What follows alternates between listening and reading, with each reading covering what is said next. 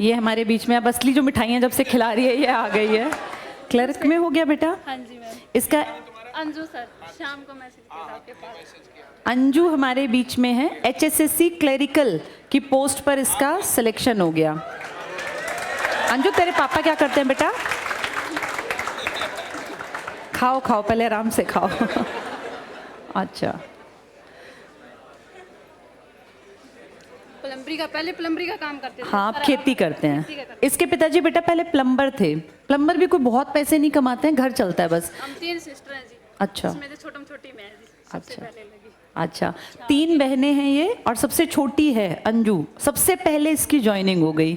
तो इसके कितनी एज हो गई अंजू? मेरी 25 में। अंजू ने बहुत संघर्ष किया, जैसे एक छोटे से परिवार से आना, कोई सुविधा ना होना, फिर पढ़ना, ये बहुत बड़ी बात है। तो इसकी माताजी भी खुश हैं। अच्छा लग रहा है आपको? आपकी बेटी के लिए इतने लोग तालियां बजा रहे हैं, है ना? एक बार इसकी माताजी के लिए भी तालियां बजाओ। आपको बहुत लोग कहते होंगे इसकी शादी कर दो, बड़ी हो गई शादी कर दो, है ना? लेकिन फिर भी आप पढ़ाती रही। बहुत लोग तो कहते होंगे क्यों बिठा रखी है, क्या करोगे? तो अब वो सब जो है देखते होंगे कि हाँ अंजू तो लग गई। अच्छा चलो, बहुत बहुत मुबारक। मेरे साथ में जितने भी है ना सर, पड़ोस जैसे चाचा की, सभी लाइन पर आ गए सारे अंजू ने सबको लाइन पे लगा दिया, सब पढ़ने लग गए। बहुत बहुत मुबारक बेटा, बहुत मुबारक। चलो, कुछ बोलना चाहती हो?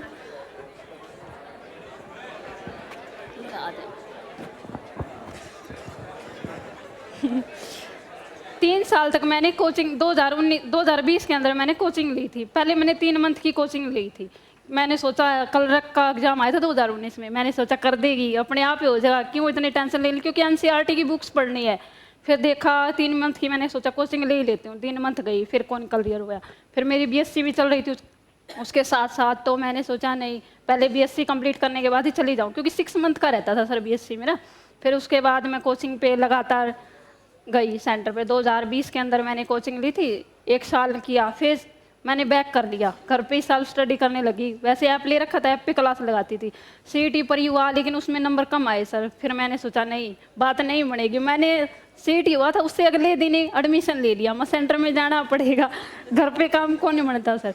फिर 1 साल भर फिर मेरा उसका दुर्गा शक्ति का एग्जाम क्लियर हुआ, लेकिन हाइट में 1 सेंटीमीटर रह गई थी मैम। बहुत दुख हुआ था उस टाइम पे भी। 1 सेंटीमीटर, वही बात है मैम, किस्मत में नहीं था।